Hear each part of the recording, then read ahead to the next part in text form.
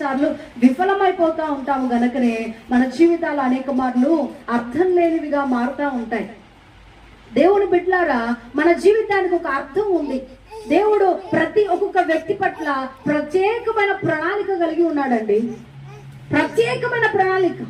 ఇక్కడ ఎంతమంది ఉన్నారు నా జీవితంలో దేవుడు ఎలాంటి ప్రణాళిక కలిగి ఉండడు అని మీరు అనుకోవద్దు. నీ జీవితానికి ఒక ప్రత్యేకమైన ఉద్దేశం ఉండే తీరుతుంది.